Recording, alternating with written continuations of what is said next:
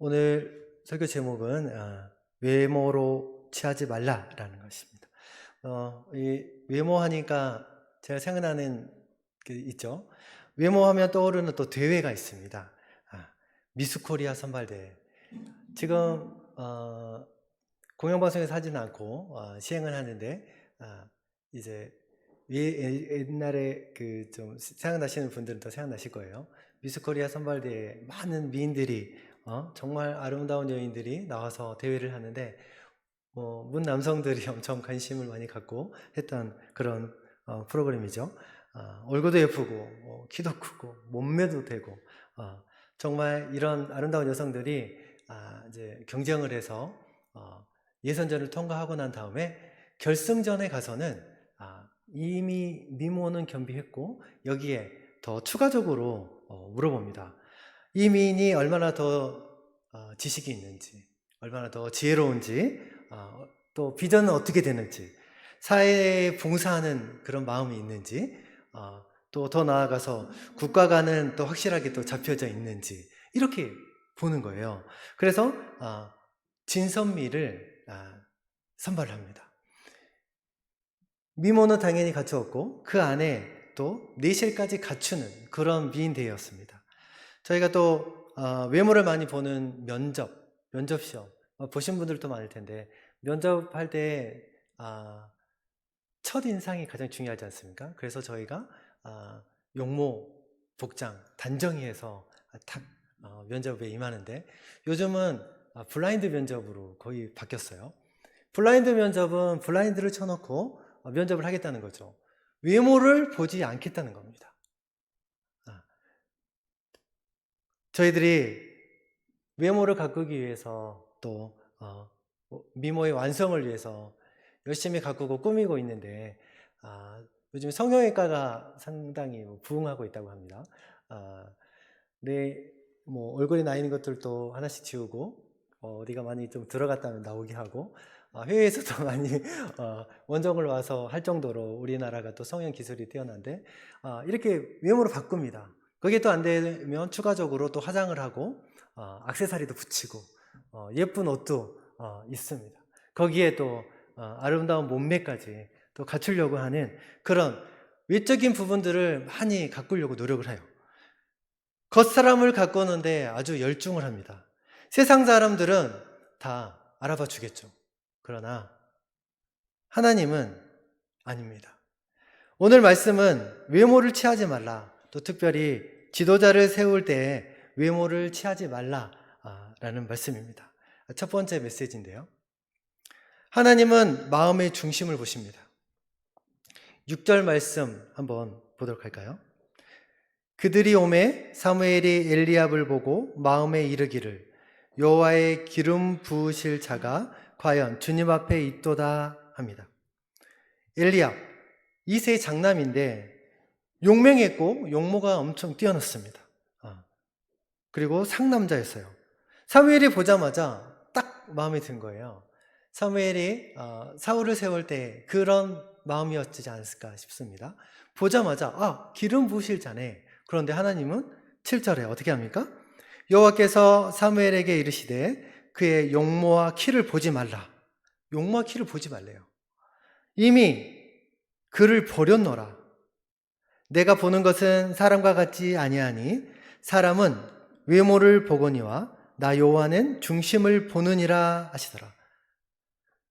하나님은 용모, 얼굴 모양새, 키 이거 보지 말라는 거예요. 이 말씀을 하신 이 배경을 살짝 살펴보면 이스라엘 백성들이 우리에게도 왕을 달라.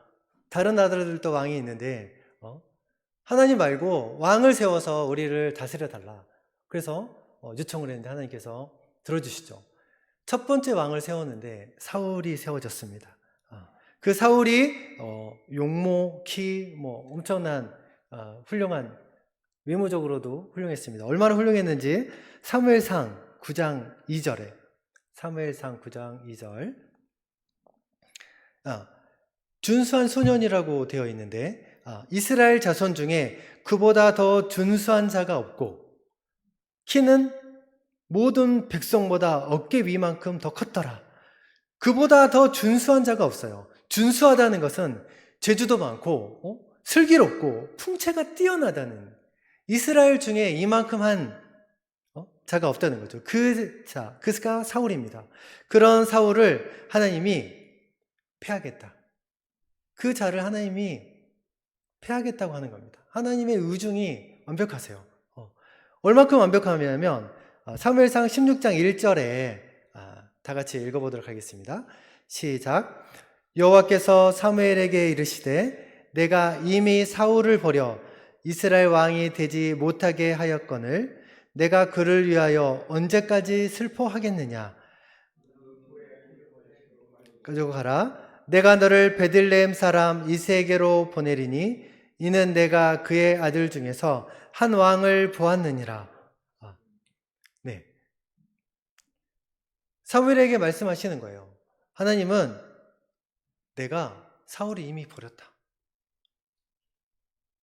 사울을 이미 버렸다. 그렇게 말씀하시는 거예요.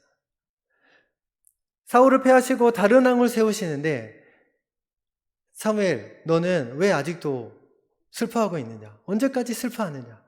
사무엘의 마음이 정말 착잡했어요. 첫 왕을 기름 부은 선지자로서의 그런 마음, 또 이스라엘 백성들이 더 원해서 다 성공한 나라가 되기를 원했는데 어떻게 사울이 질병이 있어서나 나이가 다 들어서 왕을 내려놓는 게 아니지 않습니까? 이 죄를 지어서 사무엘이 잘못한 것 때문에 하나님이 징계를 내리시는 거잖아요. 사무엘이 그렇다면 어떤 잘못을 했는지 한번 보도록 하겠습니다. 네, 사무엘의 잘못은 스스로 제사장이 되었습니다.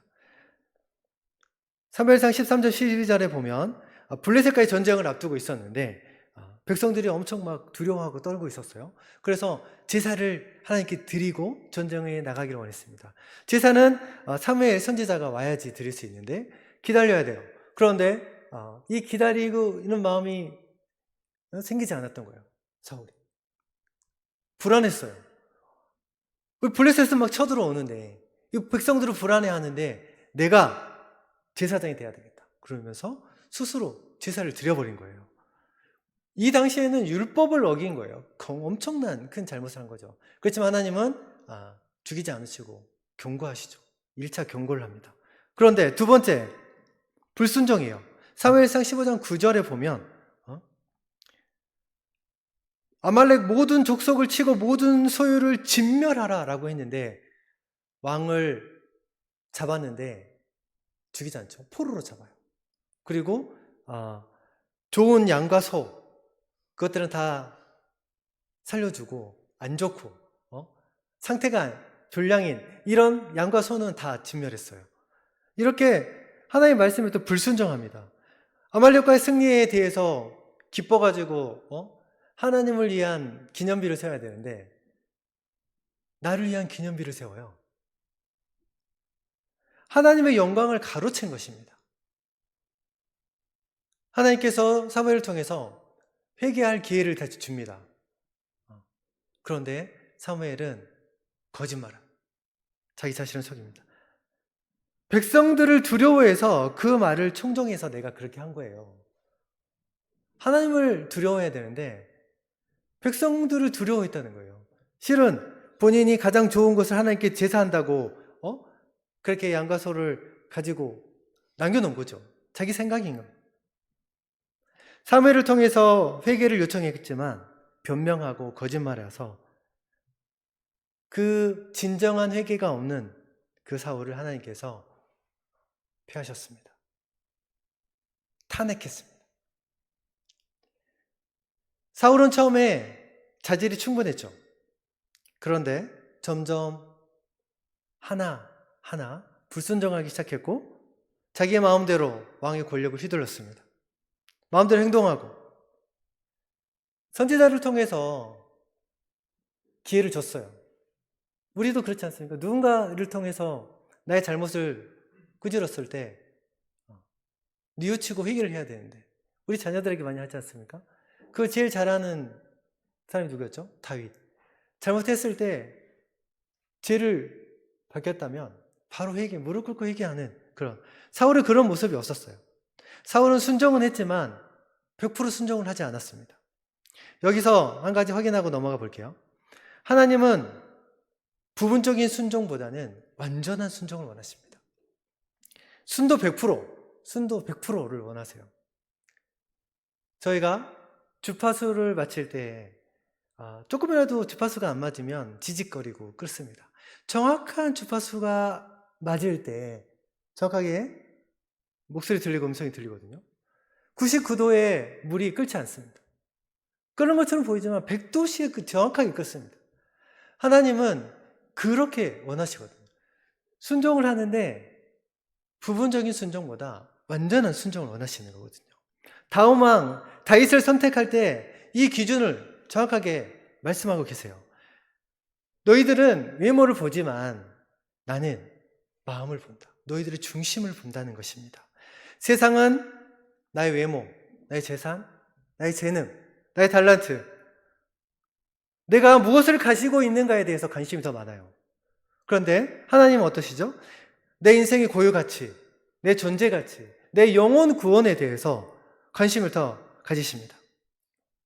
여기 계신 우리 성도님들, 하나님이 관심을 많이 가지고 계십니다. 아멘. 네. 특별히 우리 주일 공동체 중에 또 찬양팀, 네, 정말 축복하지 않을 수 없는데, 그 준비하며 최선을 다하는 그 모습. 뭐 전공자들도 아니에요. 반주자, 드럼, 싱어 생각해 보세요. 그렇지만 최선을 다하는 그 모습. 가끔씩 음이탈도 나고 음도 맞지 않습니다. 그렇지만 그 마음의 중심을 보신 하나님 믿습니까? 하나님 기뻐하십니다. 아멘. 네. 계속해서 왕의 후보들을 만나보도록 하겠습니다. 8절부터 둘째 아비나답을 부르죠. 아비나답을 지나가게 합니다. 그런데 하나님이 아니라고 하시죠. 셋째 산마를 또 지나가게 합니다. 9절에. 그런데 이자도 아닌 거예요.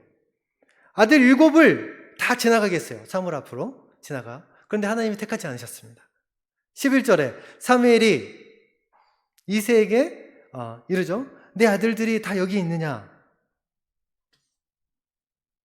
이새는 아직 막내가 남았는데 그는 양측입니다. 아버지 기준에 전혀 후보자가 아닌 거예요. 이거 왕감이 아니라고 생각한 거죠. 그런데 사무엘은 그를 데려오라. 여호와께서 이가 그다라고 말씀하시죠. 이가 그다. 그는 어땠어요? 빛이 붉고 눈이 빼어나고 얼굴이 아름답더라. 외모를 보고 판단하신 거 아니에요? 아름답고 얼굴빛이 붉고 눈이 빼어난 이런 부분들은 장수로서 또 남자로서의 약간 좀 덜 된 그런 부분입니다. 미소년에 불과한 거예요. 사람들이 보기에는 또 키도 작고 이런 부분에 있어요. 다윗이. 하나님은 이가 그니 일어나 기름을 부어라. 이새의 막내 아들을 선택을 했어요.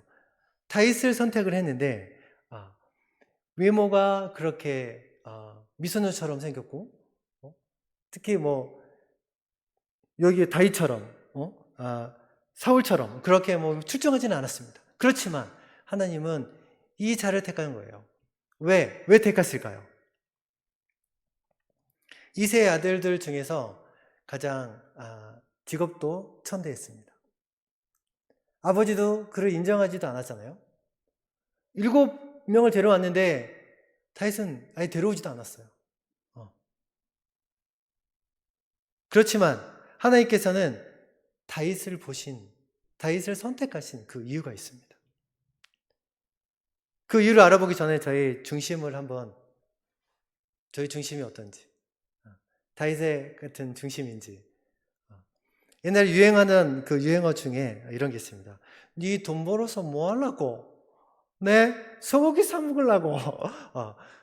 제 전라도 사람인데 경상도 말하니까 좀 어색한데 이런 내가 먹고 살고 즐기는데 인생에 초점이 있었어요. 그게 유행이 되어서 모든 사람들이 내가 잘 먹고 잘 사는데 유의를 즐기는 데에만 관심이 있고 시선이 거기 있었거든요.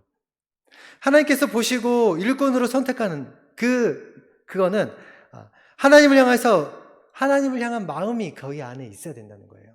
마음. 겉모습을 치장하고 윤택하게 하기 전에 먼저 중심을 아름답게 해야 한다.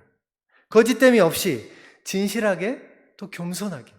하나님이 낮은 자를, 양치기 다 알아주지도 않는 낮은 자를 하나님 택하셨잖아요. 진실한 그 모습, 거짓됨이 없는 그 모습. 하나님 그걸 원하세요.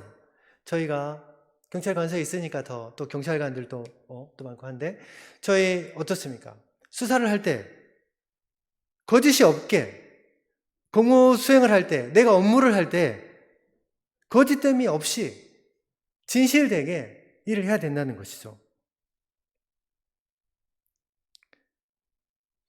그리고 신명기 1장 17절의 말씀을 찾아보면 재판할 때 외모를 보지 말고 귀천을 차별 없이 듣고, 하나님은 재판할 때도 외모를 보지 말고 판단하라는 것입니다. 그 진실함을 들으라는 거죠. 귀하고 천하는 것에 차별을 두지 말고 차별 없이 대하라는 거예요. 하나님이 그걸 원하세요. 외모적인 부분, 그 안으로 좀 더 들어가면 또 그 안에 있는 어두운 마음, 악한 마음, 그 진실을 정확하게 보라는 겁니다. 두 번째 메시지를 보겠습니다. 하나님은 마음에 합한 자를 찾으십니다. 어떤 자가 합한지, 누가 합한 자인지 보도록 할게요. 사도행전 13장 22절 말씀. 내가 이새의 아들 다윗을 만나니 내 마음에 맞는 사람이라. 내 뜻을 다 이루리라고 말씀해 주십니다. 하나님은 선택 기준을 명확하게 하시거든요. 내 마음에 맞는 사람이다. 그 자를 통해서 내 뜻을 이루겠다고 하시는 겁니다. 하나님의 말씀에 묵묵히 순종하고 주어진 일에 최선을 다하는 그 자가 내 마음에 합한 자, 내 마음을 기쁘게 하는 자입니다. 양치기 시절에 다윗이 최선을 다했는데요. 얼마큼 최선을 다했을까요? 사무엘상 17장 34절 35절 보면은 얼마나 최선을 다했는지 나오는데 한번 읽어보도록 하겠습니다. 띄워주실래요? 안 넘어가나요? 제가 읽어보겠습니다. 주의 종이 아버지 양을 지킬 때 사자나 곰이 와서 그 양떼에서 새끼를 물어가면 내가 따라가서 그것을 치고 그 입에서 새끼를 건져냈고, 그것이 얼마나 나를 해하고자 하면 내가 그 수염을 잡고 그것을 쳐 죽였나이다. 목숨을 걸고 양을 지켰어요. 최선을 다했어요. 다른 형들 아무도 양을 치지 않았습니다. 관심도 없었어요. 그 당시에도 양치기 직업이 좀 귀하게 여겨지지 않았었죠. 그렇지만 다윗은 그것을 하면서 최선을 다했다는 거예요. 사자 곰이 있을 때 새끼 물어가면 그 입에서 새끼를 꺼내다. 이게 그냥 할 수 있는 일일까요? 아무도 주목하지 않았던 양치기 소년, 아버지도 왕이 될 것이라고 생각하지 않았던 그냥 막내, 그라고 생각했던 다윗입니다. 이제는 당당히 다윗으로 표현됩니다. 명명되죠. 하나님의 선택은 양치기 소년이었지만, 그 낮은 자였지만 하나님께 선택했어요. 그 안에 신앙의 초점이 하나님의 마음을 기쁘시게 하는 것에 있어야 된다는 것입니다. 우리가